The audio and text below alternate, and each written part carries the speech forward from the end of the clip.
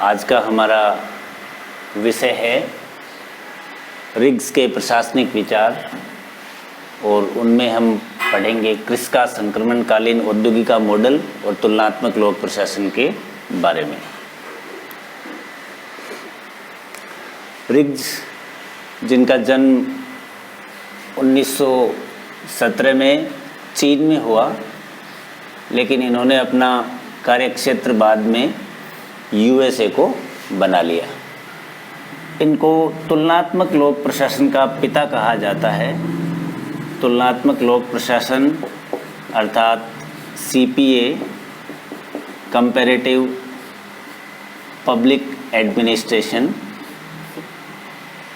Rigs को तुलनात्मक लोक प्रशासन का पिता कहा जाता है।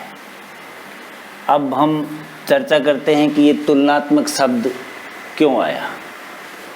तुलनात्मक शब्द इसलिए आया क्योंकि यहाँ एटलीस्ट 2 यूनिट्स की तुलना करनी है।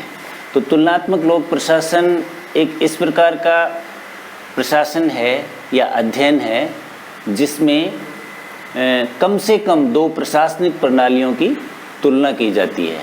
ये प्रशासनिक प्रणालियाँ अंतर्राष्ट्रीय हो सकती है, राष्ट्रीय हो सकती है, सामाजिक परिप्रेक्ष्य में हो सकती है। तो उस अध्ययन को तुलनात्मक लोक प्रशासन कहा जाता है, जिनमें किन्हीं कम से कम 2 प्रशासनिक प्रणालियों की तुलना की जाती है। जब द्वितीय विश्व युद्ध हुआ, उसकी समाप्ति के पश्चात उपनिवेशवाद के चंगुल से कुछ देश आज़ाद हुए। ऐसे देशों में बहुत बड़ी प्रशासनिक समस्याएं उत्पन्न हो गई। तो पहले का जो पब्लिक एडमिनिस्ट्रेशन था, द्वितीय विश्व युद्ध से पहले का लोक प्रशासन द्वितीय विश्व युद्ध के बाद के लोक प्रशासन से अलग था। तो पहले ये पब्लिक एडमिनिस्ट्रेशन था, उसके बाद हम कहें कि ये न्यू पब्लिक एडमिनिस्ट्रेशन बन गया, या यूँ हम कहें कि इसमें कंपैरेटिव एलिमेंट्स आ गए। द्वितीय विश्व युद्ध के बाद जिन विकासशील देशों में, जैसे चीन, भारत व कई ऐसे अन्य नवोदित राष्ट्र थे जिनके सामने विकासशील देश होने के नाते बड़ी प्रशासनिक समस्याएं थी, लेकिन इन्होंने क्या किया कि जो विकसित देश थे जैसे यूनाइटेड स्टेट्स ऑफ अमेरिका, इसी मॉडल को इन्होंने एडॉप्ट कर लिया। इसी मॉडल को विकसित करने के कारण इनको असफलता मिली। इस असफलता को देखते हुए, क्योंकि विकसित देशों का मॉडल विकासशील देशों में असफल हो गया, इसलिए इस मॉडल को सही करने के लिए कि विकासशील देशों की समस्याएं अलग है, इसलिए इनके लिए कोई अलग मॉडल विकसित करना होगा।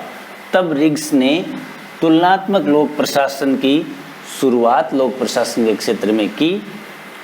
इस लोक प्रशासन की अर्थात तुलनात्मक लोक प्रशासन की कुछ विशेषताएं होती है। वो ऐसे है, इसकी प्रकृति अनुभव मूलक होती है।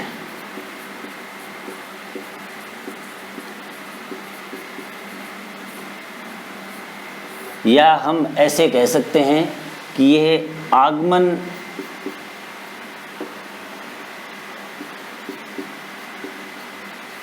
आगमन विधि पर जोर देता है। इसका मतलब हम अनुभव के माध्यम से अध्ययन करेंगे। ये प्रकृति में पारिस्थितिकी को महत्व देता है, पारिस्थितिकी को महत्व देता है। ये तुलनात्मक लोक प्रशासन की प्रकृति है। दूसरा, ये cross national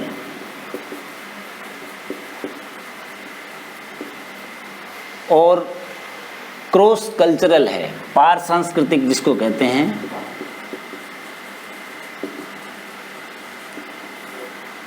cross national and cross cultural. Rigs जो एक संस्था के अध्यक्ष रहे थे, उसका नाम है कैग। कंपैरेटिव एडमिनिस्ट्रेटिव ग्रुप, यह समूह है American society for public administration के तहत गठित किया गया था और इस कैग कंपैरेटिव एडमिनिस्ट्रेटिव ग्रुप के रिग्स 1960 से लेकर 1970 तक अध्यक्ष रहे थे।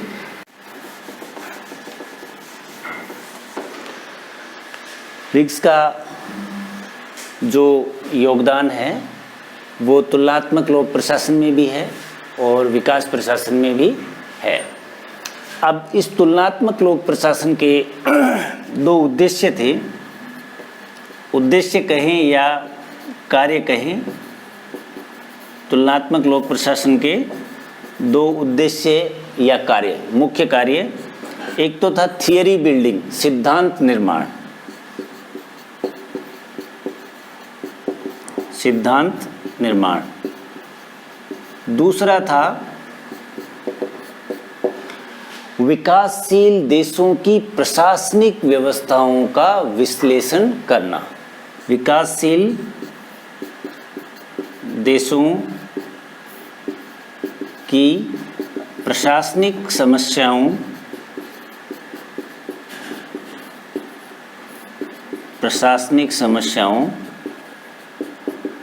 का विश्लेषण करना। ये जो दूसरा उद्देश्य था, दूसरा कार्य था, इसके साथ ही विकास प्रशासन की शुरुआत हो गई थी और फिर आगे चलकर कंपैरेटिव पब्लिक एडमिनिस्ट्रेशन और डेवलपमेंट एडमिनिस्ट्रेशन यानी विकास प्रशासन तथा तुलनात्मक प्रशासनों का अध्ययन साथ साथ शुरू हो गया था। पर मूल रूप में तुलनात्मक लोक प्रशासन के दो उद्देश्य थे और रिग्स ने बाद में यह भी कहा था कि ये तुलनात्मक लोक प्रशासन कोई ठोस कार्य तो नहीं कर पाया, लेकिन इसने लोक प्रशासन को विज्ञान बनाने में बहुत मदद की, कोशिश की तथा विकासशील देशों की जितनी भी प्रशासनिक समस्याओं के अध्ययन थे उससे प्रेरित होकर ही रिग्स ने ये जो मॉडल है क्रिस का संक्रमणकालीन औद्योगिका मॉडल ये प्रतिपादित किया। अब हम इस मॉडल के बारे में पढ़ते हैं। क्रिस का संक्रमणकालीन औद्योगिका मॉडल।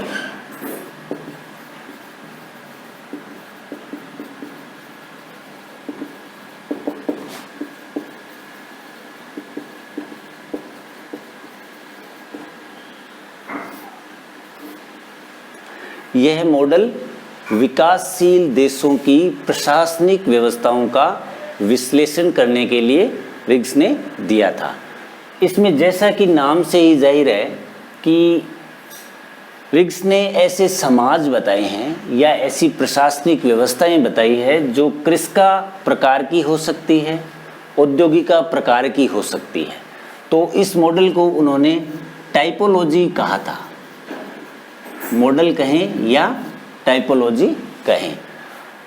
1956 में रिग्स ने सबसे पहले, इस वर्ड को हम एक बार छोड़ देते हैं, सबसे पहले जो मॉडल दिया था रिग्स ने वो था एग्रेरिया इंडस्ट्रिया।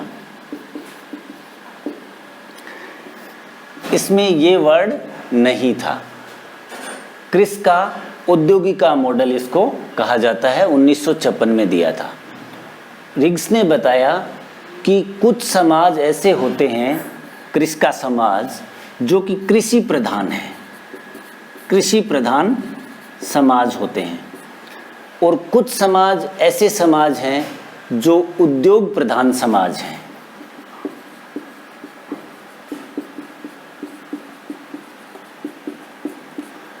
क्रिस का तथा औद्योगिका समाजों का उदाहरण देते हुए कृषि प्रधान समाज में उन्होंने 1956 में चीन को रखा था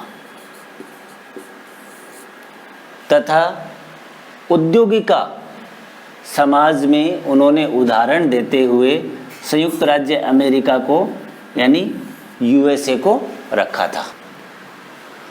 उस समय के चीन में रिग्स ने बताया है कि कृषि प्रधान समाज था, उस समय के अमेरिका में उद्योग प्रधान समाज अमेरिका को बताया है। अब इन समाजों की कुछ विशेषताएं भी रिग्स ने बताई है। जैसे कृषि प्रधान देश या समाज में परंपरा की बहुलता होगी, परंपराओं की बहुलता होगी, बहुत सारी परंपराएं एक साथ विद्यमान रहेगी। और उद्योग प्रधान जो समाज होगा उसमें उपलब्धि के आधार पे जो मानक हैं, उपलब्धि आधारित मानक होंगे। ये जो कृषि प्रधान समाज है या कृषि का समाज है, इस प्रकार के समाजों में क्षेत्रीयता या विशिष्टता होगी, क्षेत्रीयता या विशिष्टता होगी, पाई जाएगी। तथा ये जो उद्योग प्रधान समाज है इनमें सार्वभौमिकता पाई जाएगी।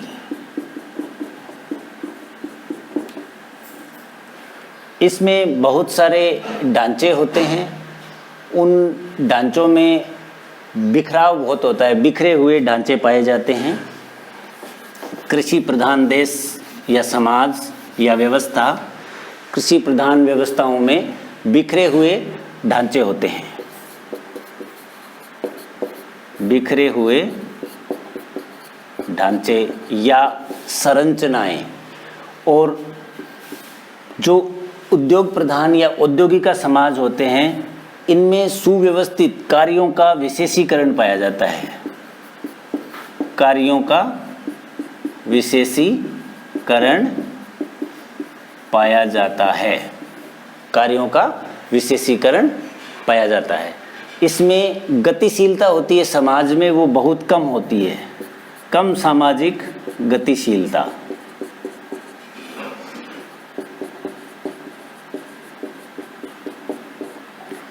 तथा ये अपने कार्यों में विशेषीकृत भी होते हैं और व्यावसायिक मानक रखते हैं, इसलिए इनमें उच्च स्तरीय गतिशीलता होती है।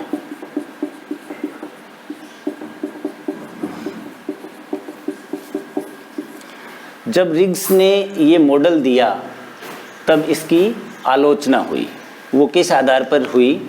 रिग्स ने ये कहा था कि एक समाज ऐसा होता है जो कृषि प्रधान होता है तथा दूसरा समाज ऐसा होता है जो इंडस्ट्री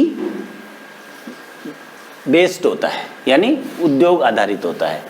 तो रिग्स ने कहा था एक निश्चित बिंदु के बाद एग्रेरिया समाज है वो इंडस्ट्रियल समाज में बदल जाता है। तो लोगों ने ये कहा, कुछ आलोचकों ने कहा कि ऐसा संभव ही नहीं है कि कोई भी समाज पूर्णतया कृषि का हो या पूर्णतया औद्योगिक का हो। अगर कोई पूरी तरीके से औद्योगिक का है तो भी उसमें कृषि के लक्षण पाए जाएंगे, और अगर कोई कृषि का है तो भी उसमें उस समय औद्योगिक में परिवर्तित होते स्वरूप के लक्षण देखने को मिलेंगे। तो ये, और वास्तव में ये सही भी है कि कोई भी समाज पूर्णतया कृषि का या पूर्णतया औद्योगिक का नहीं होता, और दूसरी बात कि ये एक दिशा में ही होता है। तो इन आलोचनाओं का उत्तर देने के लिए रिग्स ने 1957 में, ये चीज़ ध्यान रखने वाली बात है, एग्रेरिया इंडस्ट्रिया मॉडल 1956 में दिया गया था, जबकि एग्रेरिया ट्रांजिशिया इंडस्ट्रिया मॉडल ये 1957 में रिग्स ने ये कहा कि एक समाज ऐसा और पाया जाता है जिसको ट्रांजिशिया कहते हैं। इस समाज को संक्रमणकालीन समाज, इस समाज में दोनों समाजों के लक्षण होते हैं, यानी इस प्रशासनिक व्यवस्था में, ट्रांजिशिया में दोनों प्रशासनिक व्यवस्थाओं के लक्षण पाए जाते हैं। जैसे इसमें बिखरे हुए ढांचे भी मिलेंगे, तो समाज के किसी भाग में कार्यों का विशेषीकरण भी मिलेगा। इस व्यवस्था में, इस प्रशासनिक व्यवस्था में उच्च स्तरीय गतिशीलता भी मिलेगी और कम सामाजिक गतिशीलता भी देखने को मिलेगी। इसमें परंपराओं की बहुलता भी होगी और कहीं उपलब्धि आधारित जो मानक हैं उनका प्रभाव भी देखने को मिलेगा। ये क्षेत्रीयता को या विशिष्टता को भी लिए होंगे, तथा इसमें कहीं ना कहीं सार्वभौमिकता भी पाई जाएगी। इसका मतलब ट्रांजिशिया समाज ऐसे समाज होते हैं, संक्रमणकालीन समाज ऐसे समाज होते हैं जो उस समय कृषिका से औद्योगिका में परिवर्तित हो रहे होते हैं। अब ये जो मॉडल है कृषिका संक्रमणकालीन औद्योगिका मॉडल, इसको सबसे पहले देखिए कृषिका औद्योगिका मॉडल दिया 1956 में। उसके पश्चात जब इसकी आलोचना हुई तब रिग्स ने एक ऐसे संक्रमणकालीन प्रशासनिक व्यवस्था या समाज के बारे में भी बताया। तो उनका मॉडल, यही मॉडल 1957 में इस नाम से आया, कृषिका संक्रमणकालीन औद्योगिका मॉडल। तो आज हमने कृषिका संक्रमणकालीन औद्योगिका मॉडल के बारे में पढ़ा। यह मॉडल विकासशील देशों की प्रशासनिक जो व्यवस्थाएं हैं उनको समझने के लिए, उनका विश्लेषण करने के लिए रिग्स द्वारा दिया गया था। सबसे पहले कृषिका औद्योगिका मॉडल दिया गया 1956 में, उसके पश्चात कृषिका संक्रमणकालीन औद्योगिका मॉडल 1957 में दिया गया। रिग्स के प्रशासनिक विचारों में 2 मॉडल अपने सिलेबस में है, उसमें से एक मॉडल कृषिका संक्रमणकालीन औद्योगिका मॉडल है तथा इस मॉडल की जो कमियां थीं उसको दूर करने के लिए संशोधित मॉडल रिग्स ने जो प्रस्तुत किया उसका अध्ययन हम आगे की क्लास